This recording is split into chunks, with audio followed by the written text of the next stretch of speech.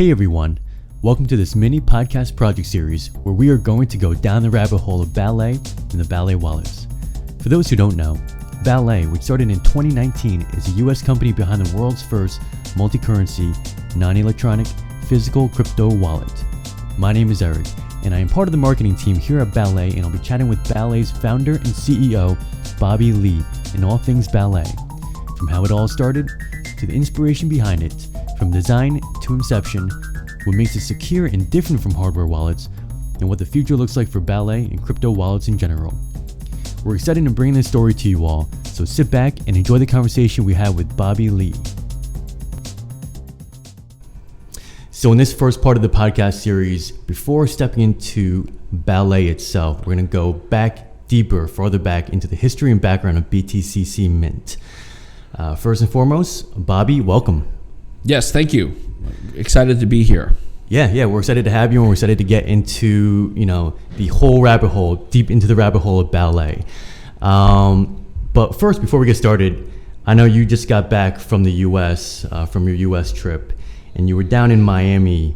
How was it down there, and how was the crowd like being there as a representative for ballet? It was great. The Miami Bitcoin Conference, Bitcoin 2021, it was in early June 2021. It was good to be there. It was probably one of the largest Bitcoin conferences ever.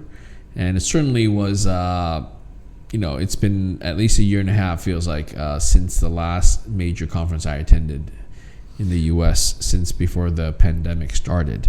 So it's good to see everyone out and about. And literally everyone is out and about, no masks. So that part was kind of scary. Felt like there was no COVID at all, but certainly there was some COVID risks. But I was vaccinated, and I hope that many people were vaccinated as well. Okay, great. Yeah. It's I know it's obviously COVID has kind of ravaged the world in the past year and a half. So I'm pretty sure everyone was just excited to get back together, especially for Bitcoiners. Once they're all together, it's almost like a crazy mob together, metaphorically speaking. So your team, the ballet team, was there with a booth. How was that like being there this year promoting the ballet wallets versus when ballet first started back in 2019? Did you see any kind of differences amongst people's reactions when you introduced them to the ballet wallet? Yeah, we launched our product in late 2019, and at that time it was the very first time anyone has seen it. So we actually have a revolutionary approach to a cold wallet device, I guess. Whereas this time around, many people have already heard of the brand, understand the product, but at the same time we still met a lot of new people. So it's good to really introduce our product to the new users. I think it was really good at the conference. We had a booth there, and we had, a lot of foot traffic. We had a huge amount of foot traffic, even compared to our neighboring booths. In fact, one booth to our right side was actually, to our left side was actually another hardware wallet maker. So it was clear from the traffic, it was clear from the customers' interest that our product was much easier to use, much easier to understand. And I was really happy with how we performed at the conference. Yeah, I think for most people, when I think of a Bitcoin wallet or a crypto wallet, most of them probably use an exchange or something online. So physical and hardware wallets are maybe something of, very novel for some people. And with the ballet wallets, obviously it's very different from any other wallet out there and very unique, and which is something that we're going to get down to later on in the podcast series. But of course, it's always great to step back and look back as to how the ballet wallet transpired, what was the inspiration behind it, which was, you can kind of point to your earlier venture with BTCC Mint. But even before that, I want to ask you a question, because I've heard this story before, and I think it was mentioned in your book, The Promise of Bitcoin, but there was a story of how you got into Bitcoin originally. And one of the sequences that started back in, 2011 was that your brother, Charlie, gifted you Bitcoin by handing you one of the original or one of the earlier physical Bitcoin ventures in a Casascius Coin. Tell me more about that. Yeah, that was so I got into Bitcoin in 2011. In the spring of 2011, started mining it. And of course, my brother Charlie introduced me to Bitcoin early that year. And then later, I think it was either 6 months or a year later, for Christmas gift, he gave me a physical Bitcoin, a Casascius coin. It's a coin. It's a physical coin, pure silver, made of pure silver, and it contained 10 BTC, 10 Bitcoins. At the time, the value was only like $60. I remember it was like a $60 Christmas gift, very nicely packaged. And today, of course, 10 Bitcoins over, $200,000-$300,000, right? So it's an amazing return on investment in that sense. If for those of you who don't know, Casascius is a brand of physical Bitcoins that started in 2012, made by a person named Michael Caldwell. He was the inventor, the maker of that Casascius coin. They come in different denomination amounts. The 10 BTC was one of the larger ones. There's even larger ones out there, I think. And then some were 1 Bitcoin, some were half a Bitcoin, made of brass tokens. And they're physical coins with essentially how do they contain the Bitcoin is they contain the actual private key of a Bitcoin account. So people should know that Bitcoins don't exist in raw form. They exist sort of on Bitcoin accounts in the blockchain. Think of that as a public blockchain. Think of it as in the cloud on the public internet, a ledger, right? A global ledger. So Bitcoins don't exist by themselves. They exist in accounts, and accounts are tied to private keys. That's the cryptography behind the Bitcoin system, and the private key is what's sort of inscribed and hidden on this physical brass token, or in my case, a silver coin. So there's a sticker, you peel it back and you see the private key. And by seeing and knowing the private key, you can then have access to the Bitcoin and move it and sell it or send it to someone else and so on and so forth. So that was a physical Bitcoin that I got as an early Christmas gift. I believe it was 2012. Okay. And do you still have that coin? I do. I have it locked up somewhere safe. Okay. Yeah. It's well, I mean, I think for most people, it's kind of hard to imagine that you would still have it after all the different bull runs that we've had, all the different bear markets.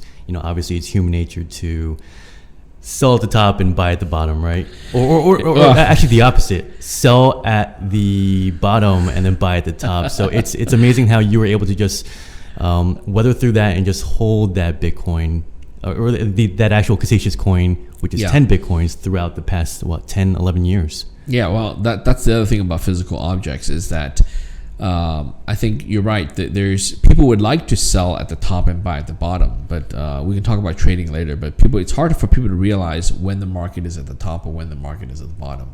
You only know that in hindsight after the fact. So what ends up happening in real life is a lot of people buy at the top because they get all excited, FOMO, right, fear of missing out rallies, and then they actually sell at the bottom because that's when they panic. When the prices go down, they sell at the bottom.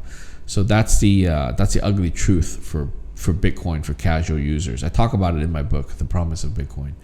But the good thing about the physical Casascius coin is that because it's a physical coin, it takes some effort to go retrieve it and peel the sticker and send it to an exchange. Most people who have those investments don't make the mistake of selling it at the bottom, right? They if they do sell it, they plan for it.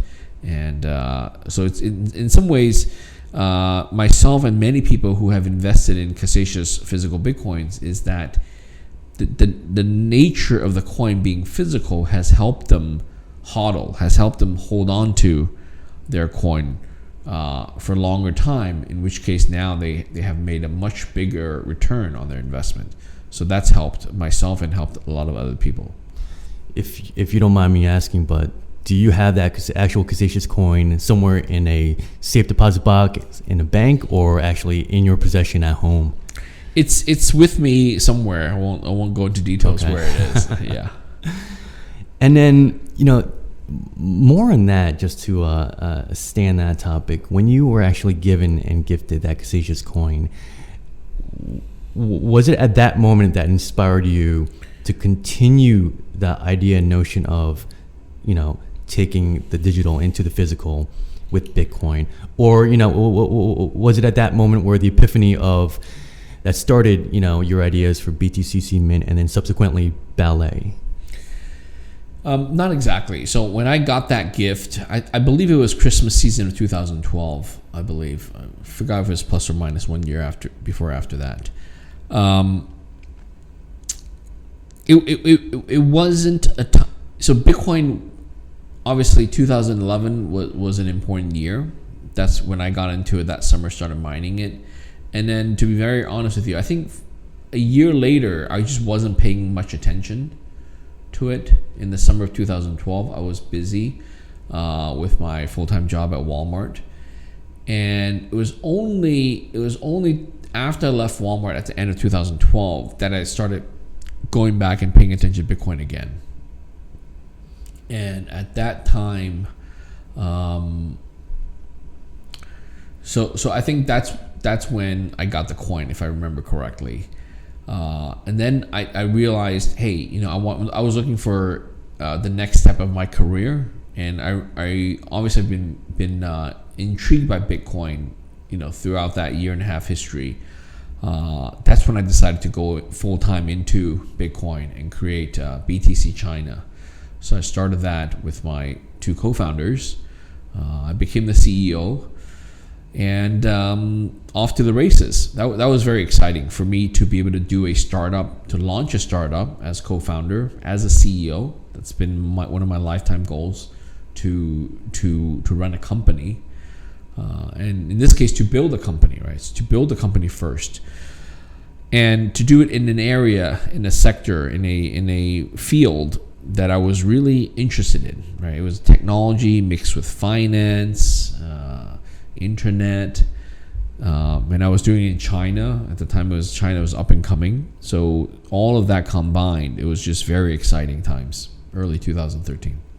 Yeah. It's I think the whole story of BTCC China is well versed throughout Asia and throughout the Bitcoin community. After starting BTC China, you then came up with other products for the company, such as the mining pools, the wallet, even, and then subsequently BTCC Mint, which is for the most part, more or less a similar product to Casascius Coins. What made the BTCC Mint different from the Casascius Coins? Yeah, so let me just go back. That's a great question. Let me go back a little bit for the history. So BTC China started as an exchange in China. It was the very first Bitcoin exchange. That was actually started as a website by my co-founders in 2011. I joined in early 2013. That's when Bitcoin had a mini peak of, went past $20, its all-time high at that point, and eventually stopped at $265 in April of 2013. So in any case, the exchange side was very fascinating, and then that was our first sort of service as BTC China. Later in 2014, I'm trying to remember my times. Yeah, we launched a hosted wallet called Picasso. So Picasso was our first non-exchange product. It was a hosted wallet allowing people to store Bitcoin, send and receive. It was hosted. At the time, there weren't a lot of regulation, so there weren't any licenses required, to have a custodial wallet and all that. So that was 2014, and then in late 2014, we launched a mining pool. That was BTCC pool. At the time, we didn't. I'm trying to get my timing right. Okay, so I think in late 2014 we started the mining pool effort, and we didn't publicly go with it until 2015. And in 2015 we rebranded the company as BTCC. So BTC China was a China-focused exchange, whereas BTCC was our sort of global initiative, where we held the Picasso wallet, We also had the mining pool, and the mining pool was called BTCC pool. And as for people who are unfamiliar, mining pool refers to the notion where Bitcoin miners would get together and pool together so that they could work together and share the rewards if they get to win a winning block. At the time, the block size reward was the block reward was 25 BTC. So the BTCC pool is important because our mint product, the physical coins, actually utilized the newly mined Bitcoins from the BTCC pool. That's what was unique about it. So coming full circle, BTCC Mint made these physical coins very much like the Casascius. The major differences were we made them using titanium alloy, titanium material. I guess it's not an alloy; it's pure titanium. Compared to the Casascius, which had silver and brass tokens and so on. So we made them in this new material that no one else had ever used to make a coin with, which is titanium. Titanium has an interesting property. It's industrial metal. It's space industry. The aerospace industry use it. They like it because of the strength to weight ratio. So it's very strong, very firm, and it's relatively light. It's much lighter than steel or stainless steel. So we came out with that innovation.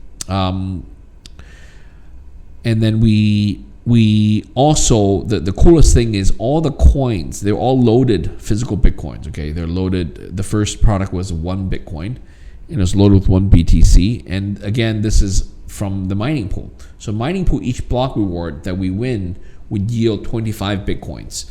So we would send in the transaction of that block, the first transaction, it's actually called the Coinbase transaction.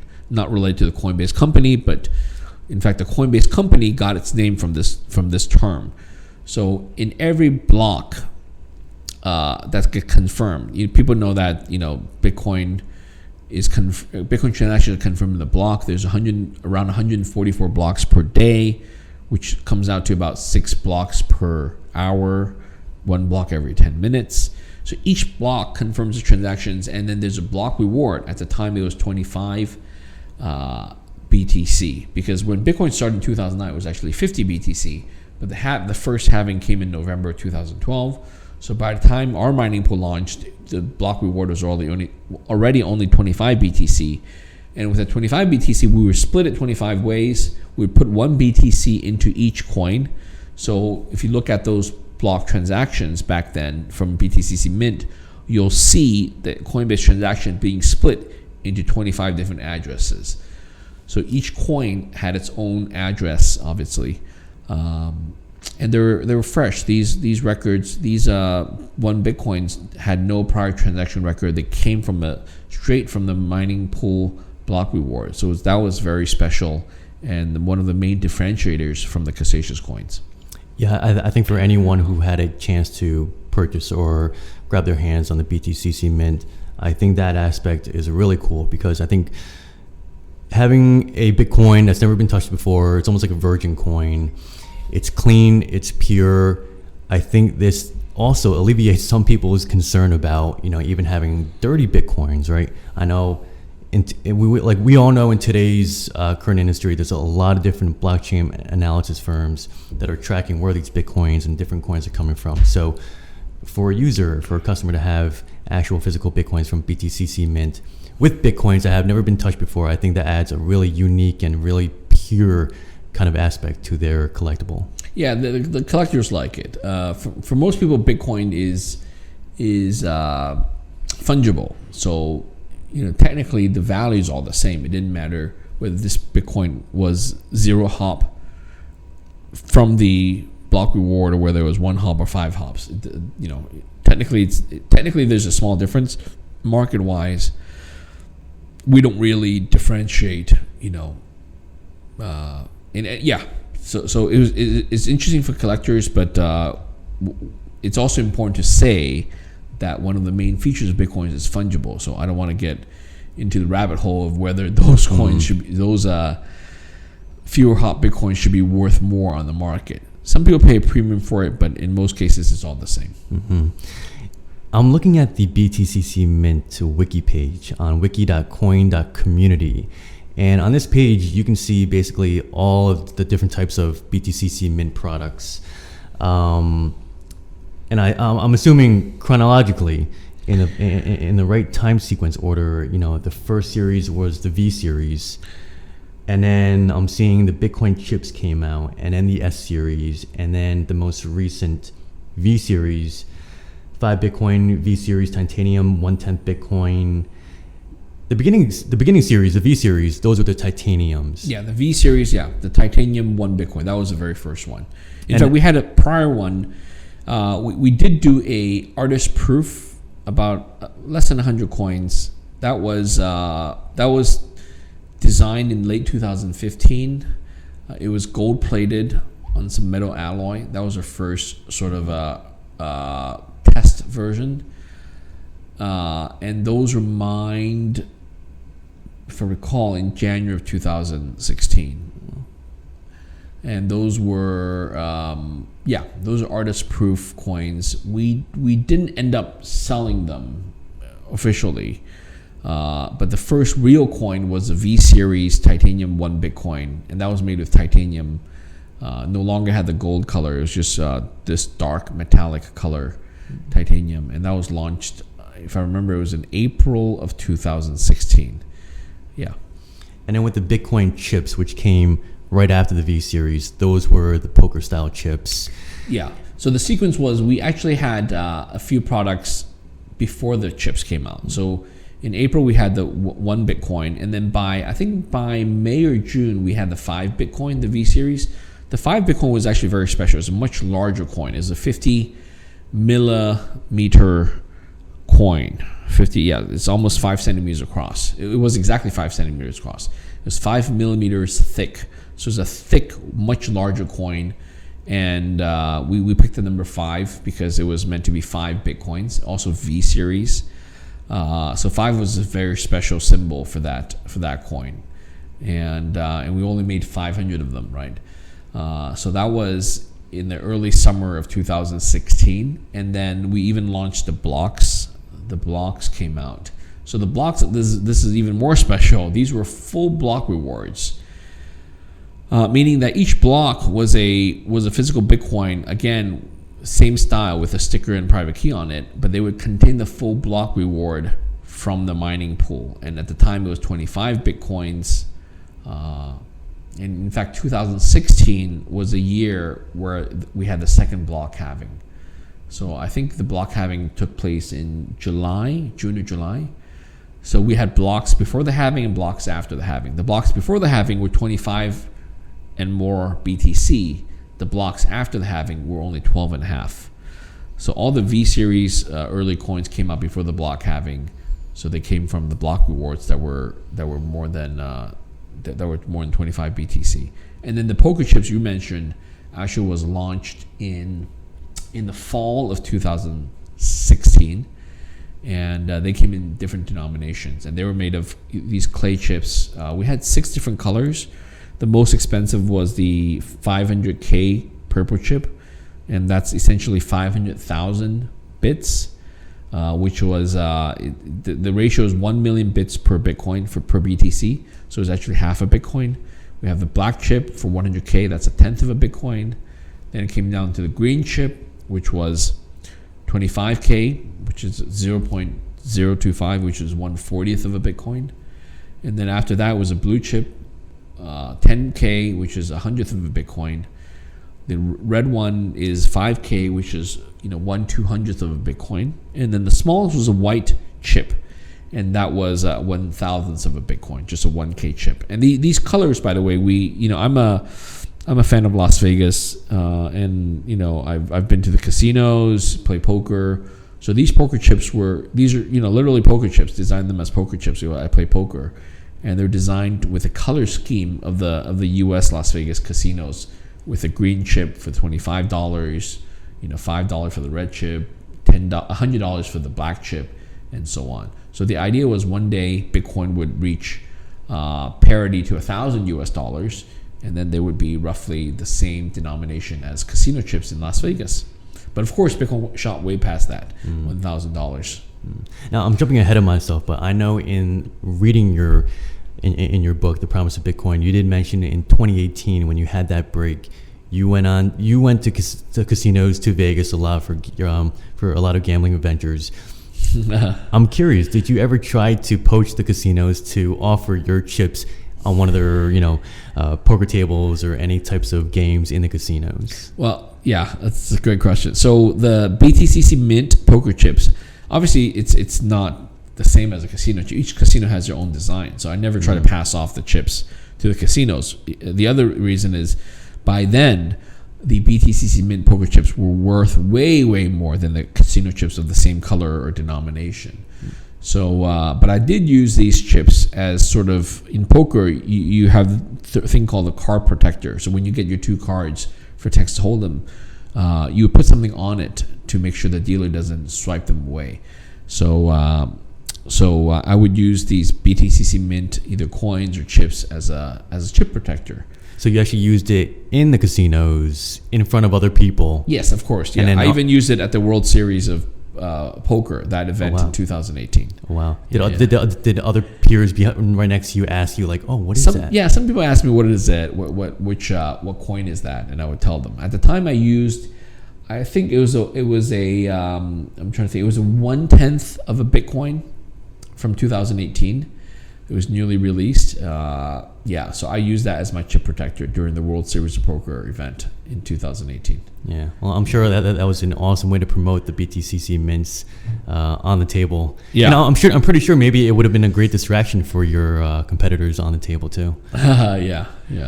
So with BTCC Mint, I know you've mentioned that the V series is made of titanium, and then the S series were made of silver. Actually, oh yeah, we had a short run of this pure silver coin. So in 2017, we launched the S series, S for silver. And that was, we had two coins. It was a 1 Bitcoin and then a 2 Bitcoin. So it corresponded to 1 ounce of pure silver and 2 ounces of pure silver. So there were different sizes. They're very nice coins, and very limited. We only made very few of them. I believe, if I recall, just 100 or 150 of them total. So so very limited, and they sold out, and that was it. Yeah. For those who are not an expert in like materials or metals, what was the difference between having coins in silver versus titanium? There is a difference. So silver is a fine metal. First of all, it's what they call precious metal. It's a fine silver. So fineness refers to how the silver part molecules are very thin and narrow and very small, whereas titanium was a much rougher metal. So in practical terms, a silver coin can be made to a mirror finish. That's number one. So literally a polished silver coin can have a mirror finish. We can look into it, it would just look like a mirror. In fact, in the old days, mirrors were made out of silver for that reason. Okay. And furthermore, all the features on the silver coin, like the imprint, the raised, lettering, were very detailed because silver is very fine metal. Okay, so all the particles are very small. You can have sharp edges. You can have all these really nice designs, and with the mirror finish, it just looks beautiful. Whereas for the titanium coin, it was a much rougher metal, much bigger molecule, I guess. I guess, maybe. I don't want to get into all the chemistry stuff. But the point is that the lettering, everything's just much rougher. It's a much harder substance, first of all, titanium. Right? It's a much more strength. Okay, whereas silver, because it's a fine metal, it's actually semi-soft. So silver scratches very easily. The hardness of silver is very low on the scale. Right? So in the end, you have these two different coins that's vastly different spectrums. Like one is very fine, very pretty, very easy to scratch, a lot of blemishes potentially. The other, titanium, is much rougher, much darker in color, no mirror finish, much firm, and it just doesn't come out as a fine coin. So people complained the titanium it wasn't perfect. So every titanium coin that we made, maybe had some minor blemishes, and it is what it is. That's just the deal with the material. That's why. So in hindsight, that's why people don't make coins out of titanium, right? People make pretty coins out of gold and silver. So gold shares that feature with silver. So those are the differences, yeah. So it was almost like a trade-off between beauty and robustness, basically. Yeah, titanium was very robust. Yeah.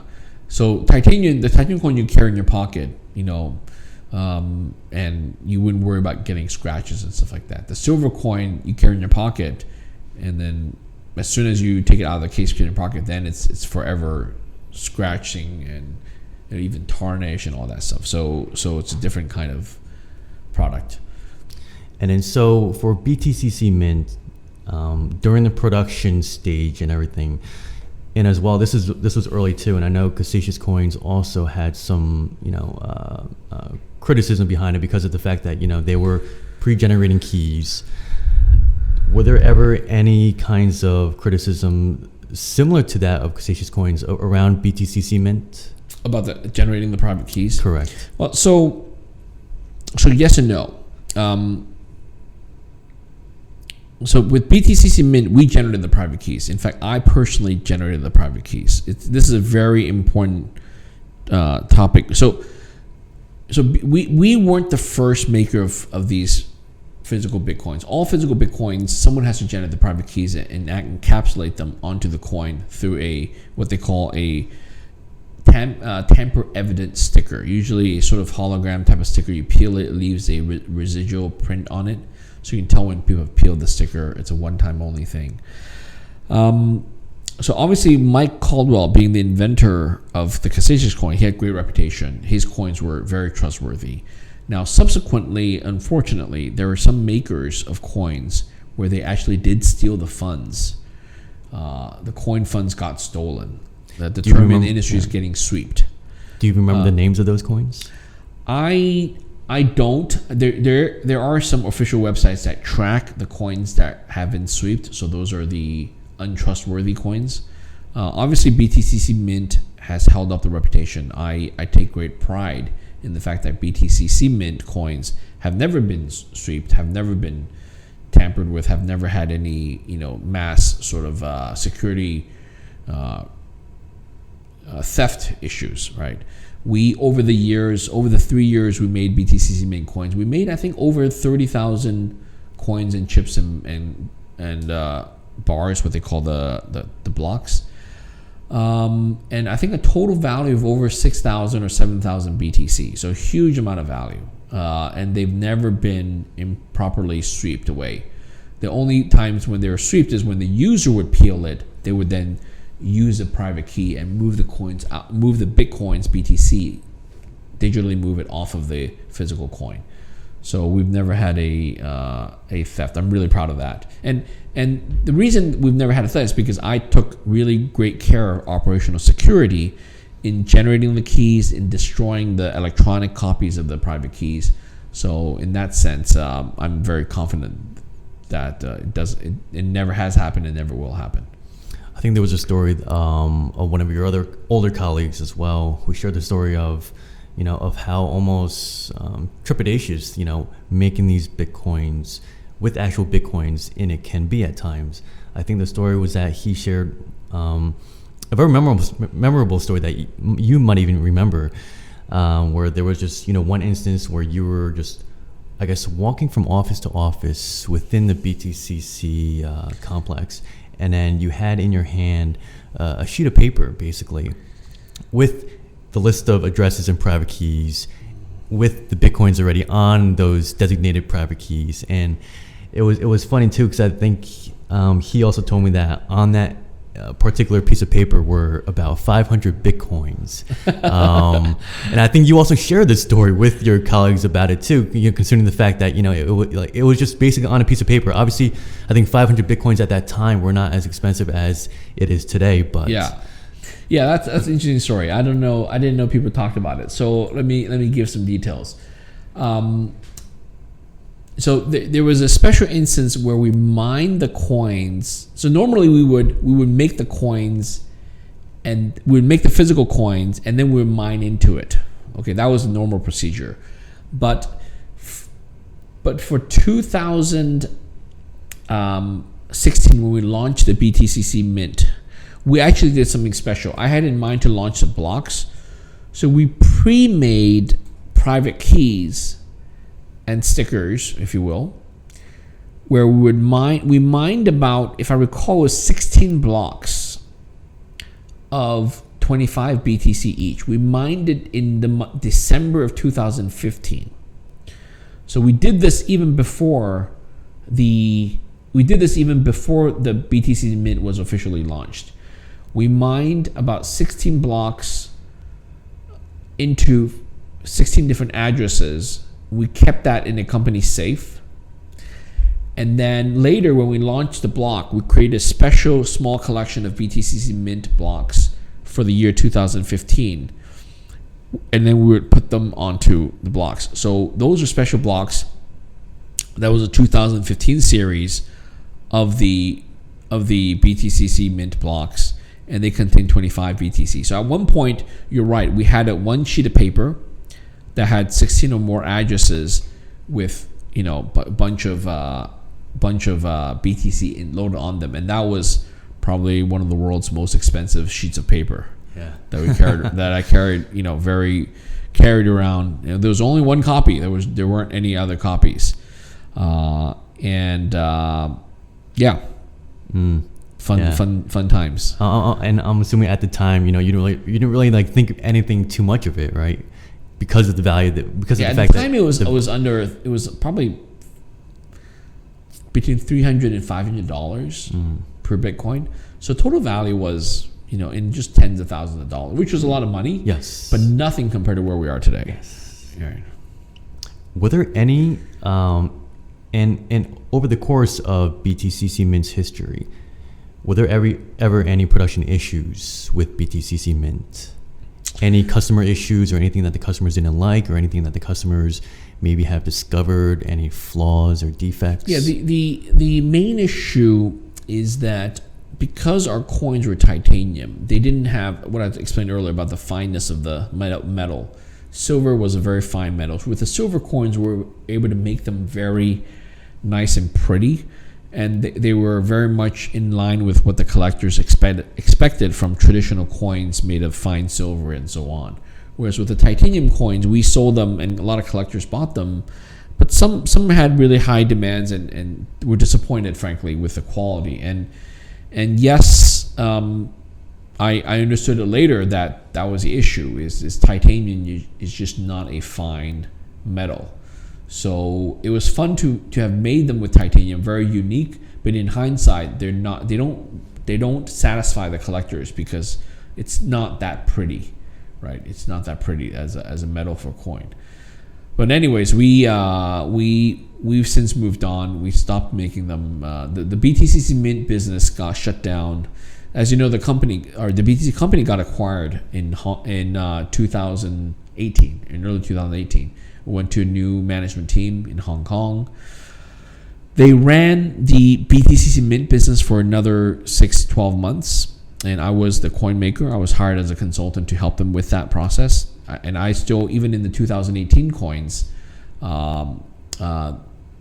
were made under the new company's management team. I was a coin maker, so I was still involved, and I was the only one who generated the private keys and was involved in the actual production process to ensure the security of those coins. And those were also post-fork coins. So if you remember, in late 2017, there was a fork where Bitcoin had Bitcoin Cash, Bitcoin, all that stuff. So the post-fork coins in 2018 were only made with BTC. They didn't have the pre-fork stuff. Yeah, so that's different. That's why those 2018 coins have an orange sticker instead of a regular silver color sticker from prior to that. So we actually purposely changed the color of the sticker behind to designate that this is a different, these are post-fork. Yeah. And then, so one thing that I also I was just curious as well, Casascius Coins, for the most part, the reason why they were shut down and discontinued was because Mike Caldwell was operating this his company in the U.S., and I think the financial center, FinCEN, contacted him saying that if he continued with this business, his coins would be considered as money transmitters, and that would require him to get a license and go through all the legal hoops. Was this not applicable for BTCC Mint? Yeah, so we sold our coins. We weren't a U.S. entity. We were selling them from China. So we didn't have this issue. In China, the regulation wasn't so strict about money transmission. So we, at the time, especially in 2016 and 17, we were able to just sell these products to people here. You're right. In the U.S., I guess, the selling of a loaded coin would be considered money transmission by FinCEN, and people who did that would have to register with FinCEN.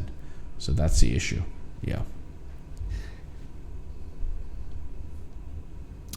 There was actually one more story that I wanted to talk about and briefly discuss about BTCC Mint.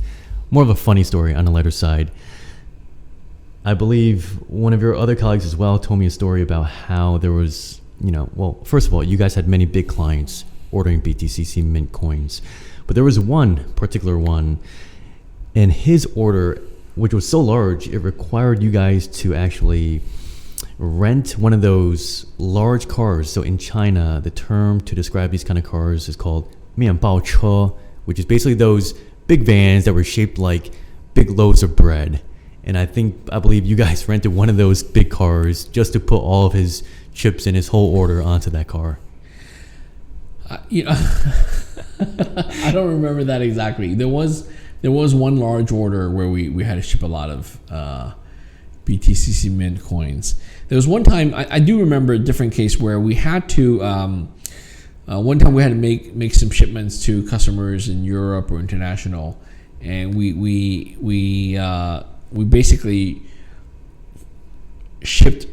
took all the packages, packed them, and then brought them to the FedEx facility ourselves. So I remember that time I myself had to drive all the coins over to the FedEx facility to ship them.